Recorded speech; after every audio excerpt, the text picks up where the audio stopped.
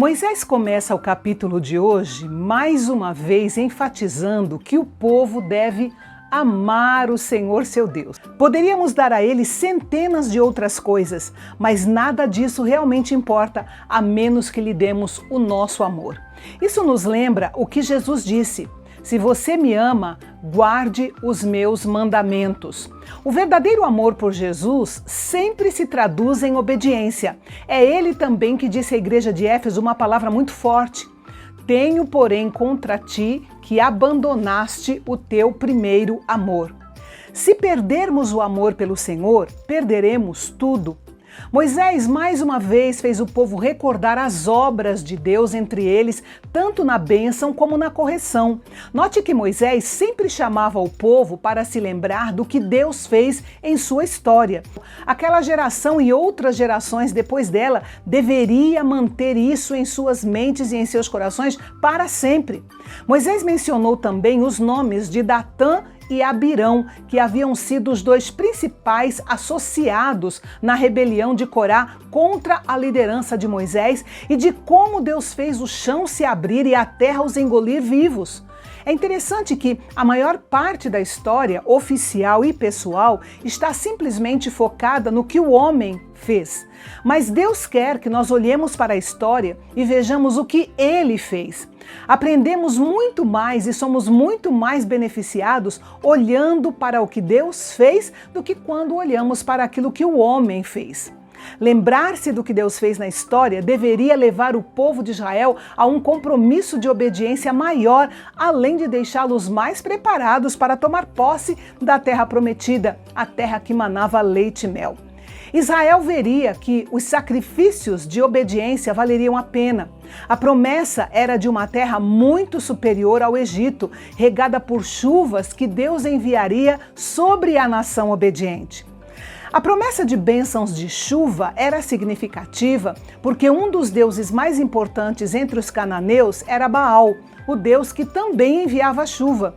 E talvez os israelitas fossem tentados a pensar o seguinte: bem, nós estamos aqui em Canaã e se nós quisermos chuva, nós vamos ter que adorar o Deus da chuva de Canaã. Por isso, eles foram fortemente avisados de que deveriam adorar e obedecer somente a Deus, e Ele enviaria chuva abundante sobre a terra.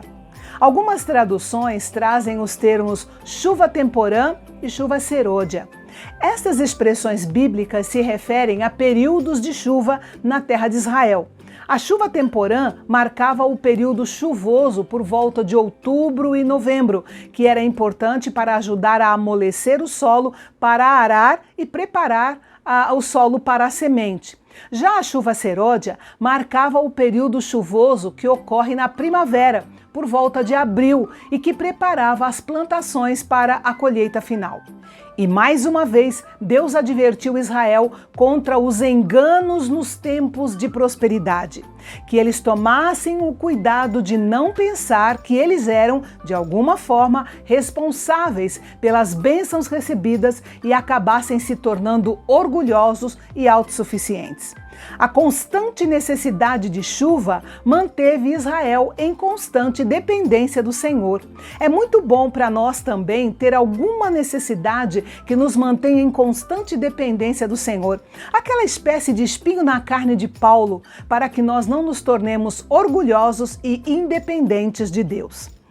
Para ser abençoado, o povo de Israel precisava estar sempre voltado para a palavra de Deus, conhecendo, guardando e praticando os mandamentos do Senhor. Esse mesmo princípio vale para nós hoje. A palavra de Deus é para ser o assunto das nossas conversas. Podemos medir o nosso amor pela palavra de Deus pelo quanto falamos sobre ela com os outros.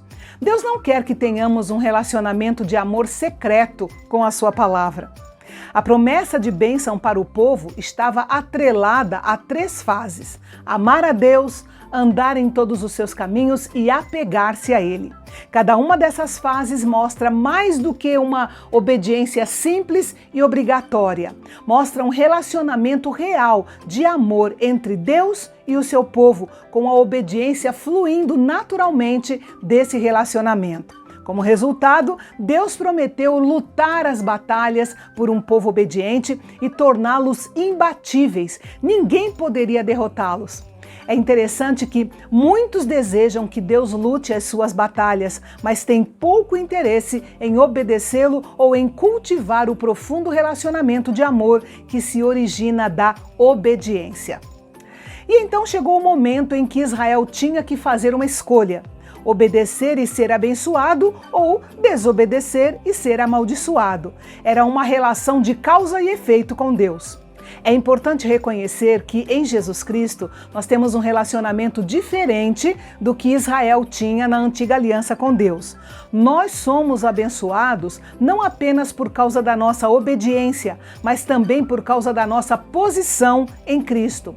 A maldição que nós merecíamos foi colocada sobre ele.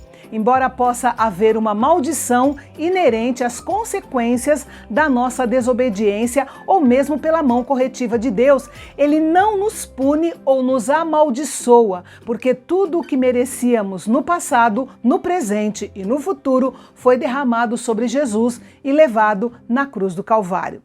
Israel precisava fazer uma escolha. Não havia terreno neutro. Seria andar debaixo da bênção ou debaixo da maldição. O problema maior da desobediência de Israel estava ligado à idolatria. E é ainda assim nos nossos dias. Sempre que andamos em desobediência, nos voltamos contra Deus, declarando que os nossos padrões e os nossos desejos são todos mais importantes do que os dele. Isso é idolatria em sua forma mais básica e mais comum. Moisés mencionou 2 montes, o Monte Gerizim, onde seriam declaradas as bênçãos, e o Monte Ebal, onde seriam declaradas as maldições. Os detalhes sobre isso nós veremos um pouco mais para frente no nosso estudo nos capítulos 27 e 28. E no próximo capítulo nós vamos ver que Deus não queria ser adorado em qualquer lugar na Terra Prometida. Ele iria escolher o local para que os israelitas o adorassem em espírito e em verdade. Você confere isso comigo amanhã aqui no canal Bendito, onde a teologia é para todos.